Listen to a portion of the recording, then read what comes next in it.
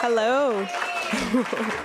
Welcome, everyone. Thank you so much for being here at the 2025 BRAVA Awards. We'd like to start off by letting you know to silence your phones, and then I will give the land acknowledgement. Every part of this soil is sacred in the estimation of my people. Every hillside, every valley, every plain and grove has been hollowed by some sad or happy event in days long vanished. Chief Seattle, 1854. We would like to begin by acknowledging that the land on which we gather is within the ancestral territory of the Suk-Absh people of clear salt water, expert fishermen, canoe builders, and basket weavers. The Suk-Absh live in harmony with the lands and waterways along Washington's Central Salish Sea, as they have for thousands of years. Here, the Suk-Absh live and protect the land and waters of their ancestors for future generations, as promised by the Point Elliott Treaty of 1855. Thank you so much again for being here, and I would like to welcome Cynthia Hibbert. Good afternoon, art lovers.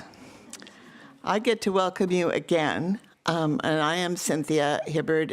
I'm a board member here at BIMA, and currently I am the chair of the Arts and Exhibitions Committee, which I consider the fun committee, because it's the closest to the art that we show and that we collect. And that is a joy for me. And today we are at the second biennial BRAVA Awards, and that's not twice a year, that's every 2 years. But wouldn't it be fun if it were biannual? We are going to be honoring four artists, one emerging, two very well established, and another coming quite along nicely, all very talented. And you're going to hear about BRAVA more and about them specifically in a second. But in my role today, I would just like to address another part, a very important part of this occasion, which is all of us and what we get out of it as the appreciators here today of the art, which is very simple. It's just an occasion of joy. We all know in our own lives that when we encounter artists we love from any realm, it could be fine artists, it could be musicians, it could be poets, visual artists of any kind, actors, dancers, the list is long.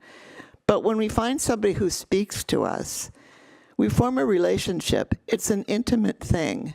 And we a little bit fall in love.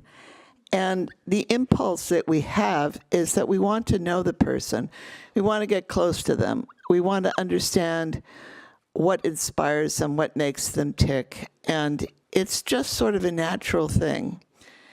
And so today, we're going to have that opportunity. You know, here in the fine art world, the really great stuff is when you get to go on a special curatorial tour of an exhibition, when you get to go to a studio tour, an art trip, a lecture by an artist. It's the good stuff. And today we're going to have another little bit of that, and that is the reward to all of us. So here at BIMA, the BRAVA Awards, as you will find out more about, the inspiration of the museum's founder, Cynthia Sears, who has just created this wonderful thing. This is the second time we've gone through this, and we're going to meet four amazing people today, one emerging, like I said, and the rest are well along in their careers and at the top of their fields, judged by experts in their particular kind of art. And the person who has sort of managed this and brought this to fruition for the museum is a woman who comes from another slice of the art world, producing musical events. She also ran an art school. She's well known in Seattle. Art of all kind gives her joy. She's very good at her job here, but what really propels her forward is just the joy that she experiences. So the producer of the treat here today, I'd like to introduce to you our executive director, Sheila Hughes. Thank you very much. It's true, I do like the arts. Having just taken in the Ice Cube show at Climate Pledge on Friday, so you can see it's a spectrum. I am delighted to see you all here today. I am Sheila Hughes, the executive director. It's my privilege to serve this museum for almost 10 years. Excuse me. And I want to say thank you to you all for joining us in this celebration where we will be honoring 4 amazing BRAVA winners: Yolanda Gallery, Sarah Bryant, Dan Friday, and Nikki McClure. Before I turn you over to the speakers and film who will take you into the lives of these creators, I want to share some perspectives and some thanks. And always first, the thanks. I want to express deep appreciation to the entire BIMA staff who bring this program to life, in particular Sadie McInnes, our new Director of Museum Events. There's a lot under the hood at BIMA, and Sadie is the chief mechanic. I also want to thank Tony Hanawacker, who did the videos today. He's an amazing filmmaker, and we feel honored to work with him. I'd also like to thank board members David Lewis and Cynthia Hibbard, who are past board chair and current board chair of the A&E committees, so they're part of the infancy of BRAVA and now will steward it into the future. They're just 2 of the 22 incredible board members who steward this museum. And I have been working in nonprofit for almost 40 years, and this is the most thoughtful and engaged board of directors that I have ever experienced. BRAVA also thanks its 12 jurors, 3 in each category, who take enormous care in looking at scores and scores of submissions and then wrestle through to a thoughtful conclusion. And I think if you look at the awardees, you know that they did their job.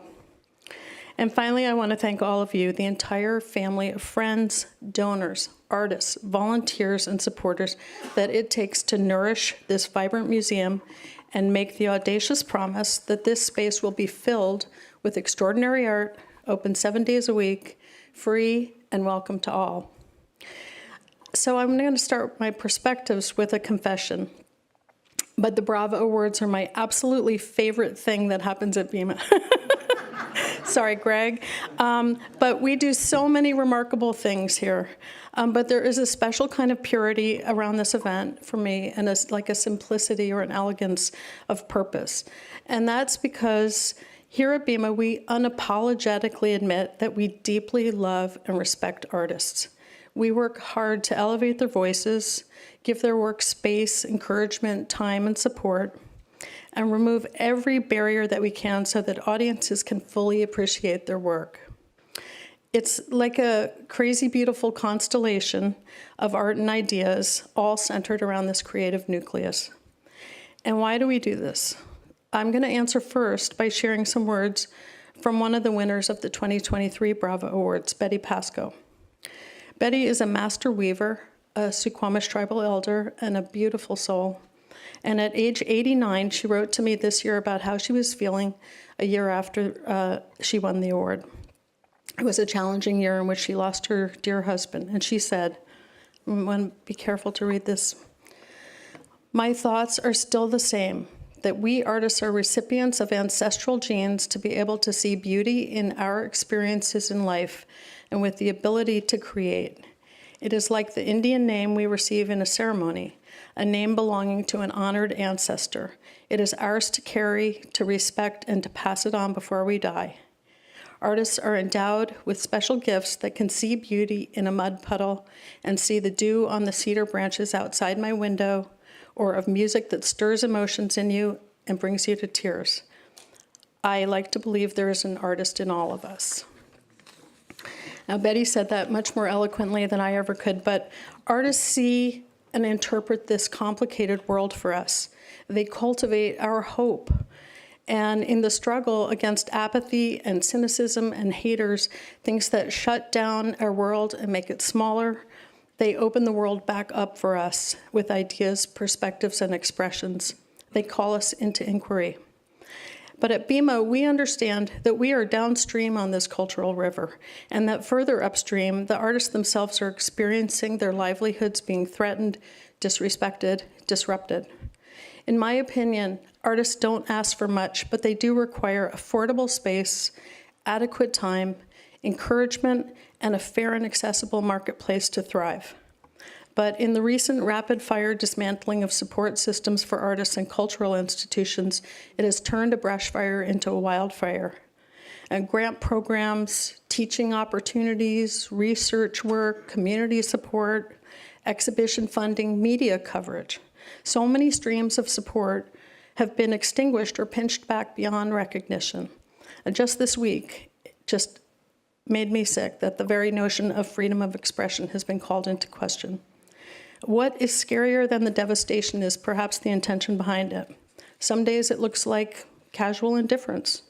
Other days it looks like greed, as sometimes true creativity is exploited while energy is put into substandard derivatives. And on the worst days, it feels like intentional silencing, because creative expression can reveal powerful truths. It can champion and humanize people who are seen, unseen, or oppressed, and it can inspire joy, spark resistance, and move us to action. And I know this all sounds quite dark, but there are lights in this world, from candles and flashlights to bioluminescence and exploding stars, and this program and this museum are among them.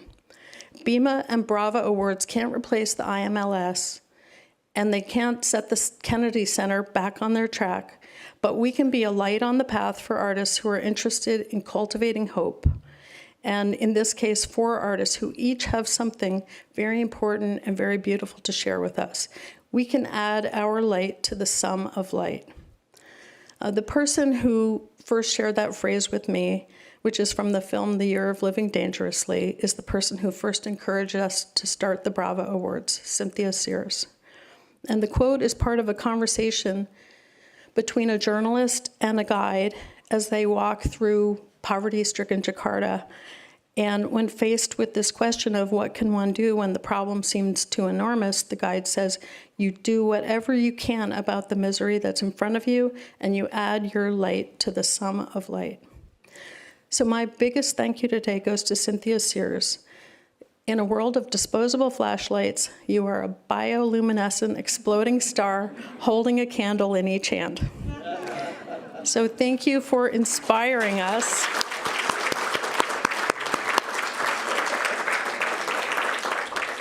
Thank you for inspiring us to work with intention, to add our light to the sum of light, and to help artists continue to, as Betty Pasco said, see beauty in our experiences in life and have the ability to create.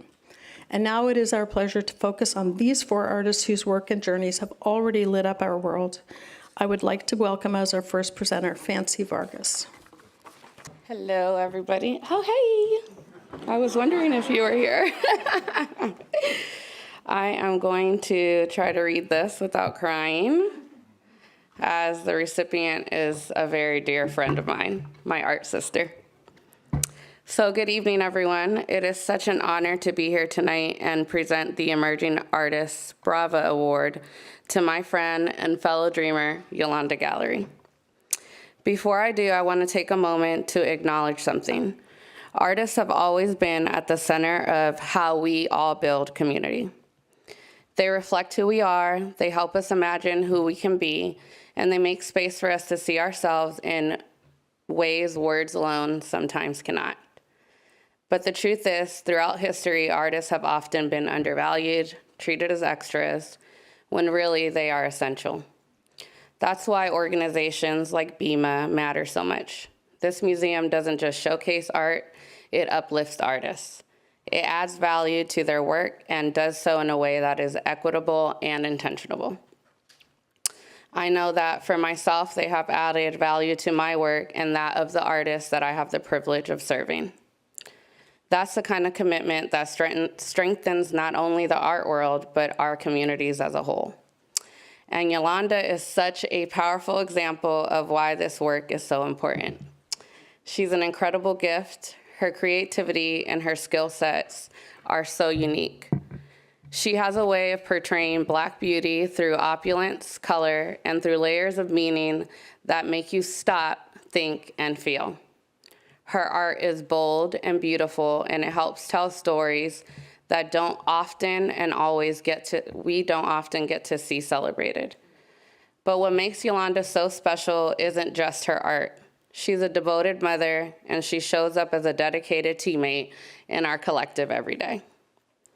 She carries her artistry into every role she plays with her family, her community, and through her leadership.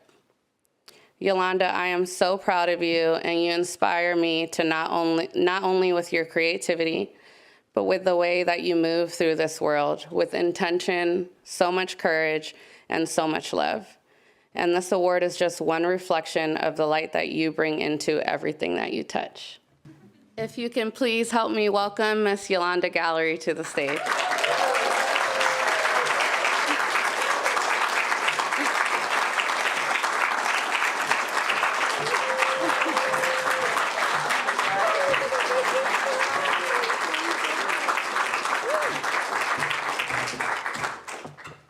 Holy smokes. I was trying not to cry. So I freestyled my wedding vows, so I thought, I could do this, but I'm actually woo. Anyway. I just want to thank everyone who's just taken a second to stop on the street and look at someone's graffiti or look at some art you see in a storefront or art you see on the sidewalk. Anyone who takes a moment out of their life to appreciate art, because it is so important to our story and the stories of our communities and our future. So I appreciate everyone who appreciates art and helps me feel like my voice is actually making a difference and that it is being heard out there. So thank you so much. Thank you, BIMA, and all the judges for, I know that had to be tough because I couldn't do it. I was like, well, the worst that could happen is I don't win. And then I just kind of put it in the back of my mind. And then Sadie called me and I was like, what? I got to call my mom. So I was so excited. I had to pull over. I was driving. I had to pull over and scream for a little bit and call my mom. Guess what? So I want to, also speaking of my mom, she's here somewhere back there with my auntie. Stand up, mama.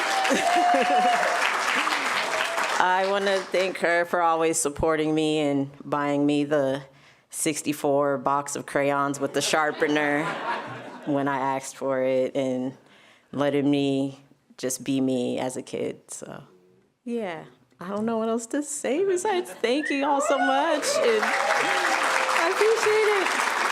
And thank you all for coming out to celebrate with us, too. I was so excited about this day. So we're finally here. And congrats to the other artists as well. We did it, y'all. Thank you. Hey, folks. I always love coming to BIMA because it's one of the few places really in the world where people know who book artists are. And that I don't have to explain. We make these books, but they're not really books. But they're so awesome. So thanks for giving me the opportunity to congratulate Sarah, who there's some book artists who can do it all, and I'm envious. Let's just be upfront. She's so smart. You see Sarah's books, you read them, you almost need somebody to explain. You're lucky if you have Sarah to explain them. But they take really complex information and make it understandable and beautiful and well-crafted, and again, a little envious. But I wanted to share a story because I have long admired Sarah's talents as a book artist and as a teacher and a collaborator and a community builder and a very cool mom. But I'll never forget when we got to work together. She made a lasting impression, and that's not something one says lightly as a printer, as a letterpress printer. Maybe only the two of us will get that joke, but Nikki too. Thank you. So we were both teaching at the Paper and Book Intensive many summers ago, many summers ago. And Sarah taught the first week. And they have a setup there where there's one printing press. So you have 15 students. They're there for a week. That's not enough presses, not even close. And so we made the best of it. The schedules were crazy. So Sarah had her students print that first week, and then I was up for the second week of students. And we came in the classroom, and we found that there was a new printing press that Sarah had somehow conjured, and it was only tape on the floor. It was an imaginary press, but it was the best welcome to the week of printing, and just gives you insight into the humor and joy that she brings to everyone who has the opportunity to work with her. Congratulations.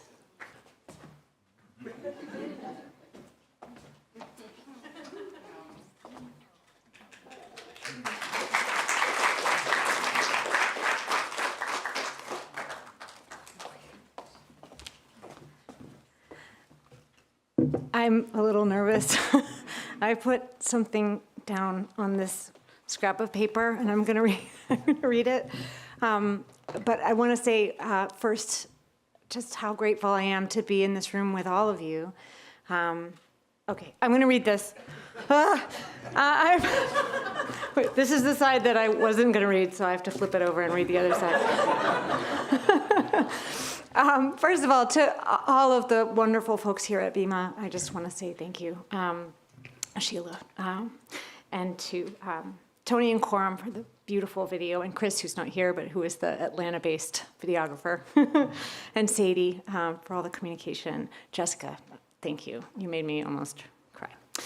Books are places where people meet, and so through books, we can connect directly and personally with people. And I love to make books with other people in order to expand my own experience.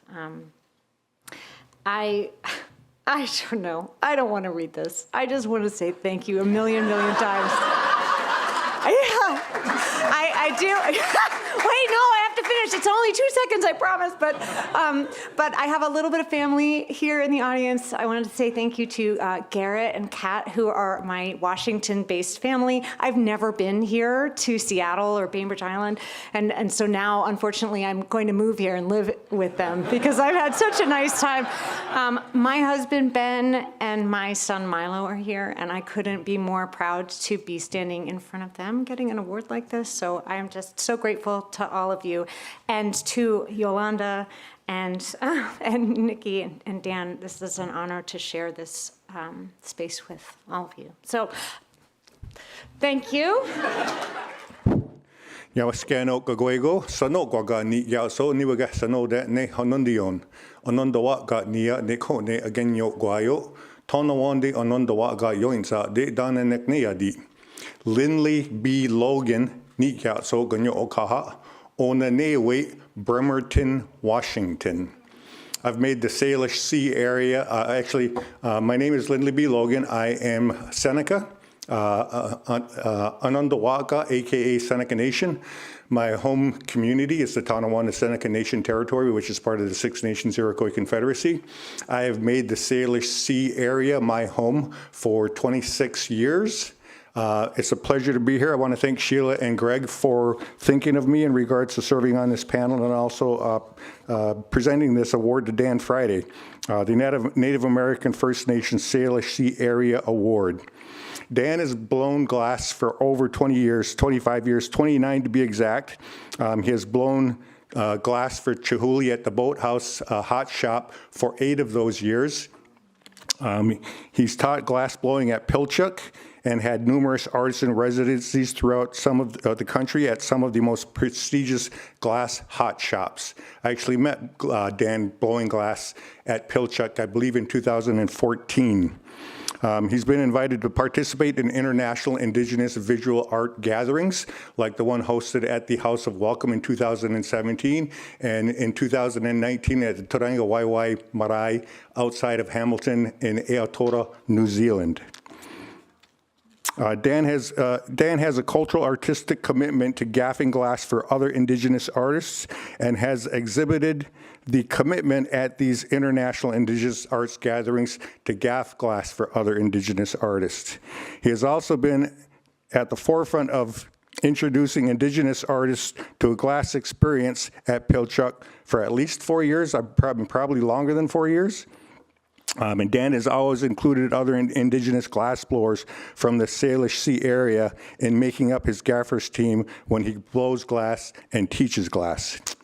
He has numerous glass public art installations throughout the Salish Sea, including a recent installation of his work at the SeaTac International Airport, which is a permanent exhibition. Dan's work includes carving to achieve his glass mold work, and he has translated his Shwala anchors into bronze works as well as glass. The Bainbridge Island Art Museum has a wonderful BIMA BRAVA art video on their website, which we will see. I appreciate the quote from the video that Dan states. He says, "When you blow glass, you have to learn to live with a bit of pain." I'm carrying that with me for the rest of my life. Dan has participated in the Southwest Association of Indian Arts Santa Fe Indian Art Market. And the first year that Dan participated in SWAIA, an article featuring Dan on the front page above the fold of the Arts and Entertainment section read, "Dan Friday takes Indian Market by storm." I'm honored to welcome Dan Friday up for the BIMA BRAVA Awards, and I'm going to sing a song because Dan and I interact with Indigenous artists from Hawaii and New Zealand and the United States and First Nations, Canada, and so oftentimes we sing a song as thanks to the creator for events like this. So.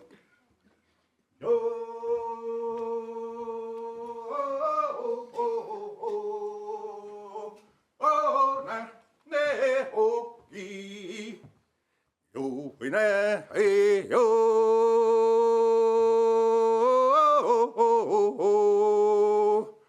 oh, na, ne, ho, ye, yo, we na, hey, wo. Haishka Shiem, Dan Friday. Haishka Siem. Yeah, Haishka Siem. Thank you, friends. Senesnat, Dan Friday, Senesnat, Kokol. Lahaktamush, Lummi Chasen. I'm a member of the Lummi Nation, and my name is Dan Friday, my government name, and my Indian name is Kokol. It means Spirit of the War Club, and I get that from my great-grandfather, who's buried right down the road here at Suquamish. I think they had a video, but I think we're doing it in this order here, so I'll just kind of go ahead and say thank you guys at the Bainbridge Art Museum here. You guys are doing an amazing job. I'm really honored to win the BIMA Award. I think of people like my great-grandfather who and get my name from. You know, he was a famous story pole carver and a totem carver right here. And he died in Suquamish. And one of the stories the elders, Ed Carrier, told me was when he was a kid, he used to watch my grandpa carve his totems on the side of the road down here. And when he would sell his totems, they were $10 a foot. And, being that they're wood, they sort of return to the earth through decay. And I feel really fortunate to be making work in glass. It's a unique material and is unique to the Northwest, as many of you know. I just retired from doing 24 years at Dale Chihuli's Boathouse. But being able to do things like that, living as an independent artist, recognition like this is super helpful. The award is super helpful, and art is super important to my people and my family, and I feel like you guys are great stewards of that. So what we say here, Haishka means thank you, CM, friends. In Sayat, as you see the welcome poles all over and they have their hands up, it means welcome, but it also means thank you. And this gesture is called Sayat. And with great honor, Haishka Siem, to the BIMA Awards, I raise my hands to you. Haishka. Good evening, everyone. I'm Greg Robinson. I am the BIMA's Cynthia Sears Endowed Chief Curator. All of us tonight here are endowed somehow by Cynthia's vision, her endless ideas about how to support artists and art forms, and her generosity. I just get to have the honor of having it in my title every day, and I wear it as a badge of honor. I'm here tonight to introduce Nikki McClure, our winner of the BRAVA Award in the children's book category. She is someone I've known of for almost as long as she has been doing paper cuts. I think I've known of Nikki for about 25 years, just a few years after she started. She writes about how she did her first paper cut for her first book. I think it was 1996. Nikki grew up in Kirkland, Washington. She talks about watching ants a lot and drawing most everything in her environment and pretending to be an artist. She went to college and here in Washington also.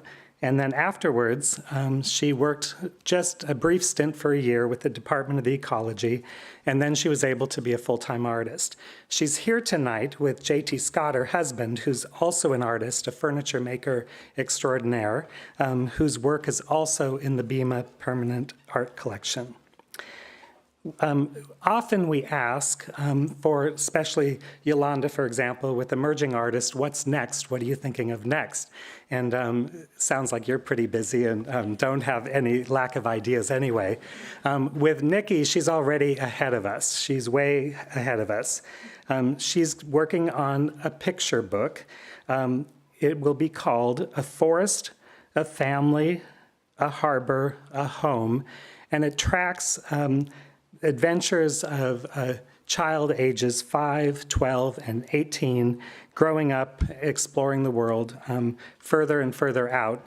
And then also, and Nikki discusses this as, my book is my most northwest book so far, chanterelles and rain, islands and rain, whales and rain. So we look forward to that. And then once that is done pretty soon, she has what she calls a challenging project, illustrating a poem by Ida Moon, the last United States Poet Laureate. And the poem that she will be illustrating for this book is How to Triumph Like a Girl.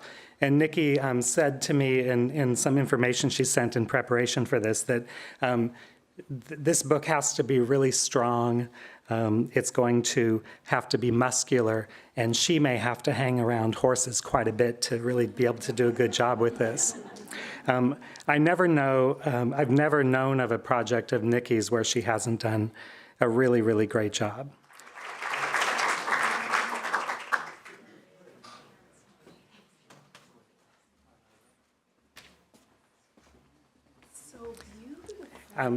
As a curator, being able to work with an artist, first in group shows, Nikki's been in several here at BIMA, and then in 2024, we had the great honor to have her solo show, which was also a kickoff to her newest book, Something About the Sky and Other Wonderings. So this has been a wonderful journey. Thank you for letting me be part of it. So, thank you. It's such a sweet award. It feels real. It's heavy. It has weight. It's not just a piece of paper. It might last forever. And, I wrote notes too, and, everybody's just been kind of going ad lib, but I do like paper. So I make some paper noises. And, it's hard to even begin. Like, where do you begin thinking? Like, I think I'd have to start way back with the glaciers. that ground these islands of the Salish Sea. You know, it really, this place, this landscape, these waters have really formed me, and I really thank them. I thank the moss, I thank the rivers, I thank the fish who made all that soil to walk barefoot in. I thank them. I thank my mother, my sisters who put up with me, my grandmother who got a giant roll of paper and I could just draw an endless scroll of paper all day long. I thank all my teachers and librarians who let me have overdue books. I thank the Northwest music scene for moving my body and energy that unlike anything I'd ever felt before. I thank Artist Trust for giving me an Emerging Artist Award a long time ago. It really, really matters. And it carries you, like kick you in that door into that party. It's awesome. So Yolanda, welcome to the room. And I think I had an agent call me up out of the blue, Stephen Malk, and an editor, Susan Van Meter, who worked on all these books with me. These people live far away. They didn't want to fly out here. It's okay. They're missing out on the party. I think Pat and Aaron at BuyOlympia.com, who had this idea that they could sell things that people aren't touching on this thing called the internet. And they were the first people to sell artist-made work before Etsy, and I was the first thing they sold. So thank them, all those computer guys, yeah. I thank BIMA and Bainbridge Island, David Sessions. I thank Greg Robinson. I thank Cynthia Sears. I thank always and forever J.T. Scott, my husband and partner. And I thank my son Finn, who's at work. And I thank all of you, because we're here today. You know, we're here in this room, and now I can't read because I'm crying and I can't see anymore. But I'm here now because of all this help and support and encouragement that we are giving these 4 artists, myself included, today, to tell them that not only to keep making, but believe that you can make, know that you can make, and know that you will make. And we are here today to celebrate, and we're going to support this creative work. These people working towards illuminating joy. We heard about joy early on with Cynthia. Working towards illuminating this world with light. Working towards showing people wonder and creating unity. Creating community. So tomorrow, what are we going to do tomorrow? I say we just keep doing this, right? Let's find somebody to lift up. Let's find someone to encourage. Let's find someone to support and say, you're doing good. You're doing good work. You're making joy and beauty. You're bringing people together, you know, and you're creating things with your hands, your minds, and your whole heart. And you have a whole community behind you, and they're all saying, more, please. We need you, more. And I'm going to yell this. Bravo! Right? Find someone, just give them a little, yeah. So thank you. I hope you carry this spirit forward and share it on some more artists and makers and just, you know, even a nurse or a teacher or the person at the grocery store that arranges apples just right. You know, there's people doing good work. So let's carry this forward. Thank you for honoring me today. Very often people will ask what it's like working at an art museum. What is it like being a chief curator? And, you know, art museums traditionally have this reputation of being these ivory towers, kind of these institutions way up on a hill that's hard to get to and has a electric fence and then a moat and lions and things. The further up you get, and it's harder to get in. And there are a lot of reasons for that. I love BIMA because I feel we all work so hard, regardless of what job we do, what department we're in. which team we're on, to be as accessible as possible. The founding board, interpreted through our architect, Matthew Coates, had this wonderful vision to be as accessible as possible, and that was interpreted partly through all the windows we have in the front and the two-story beacon window, and the people could come and see inside, but mainly because we're free.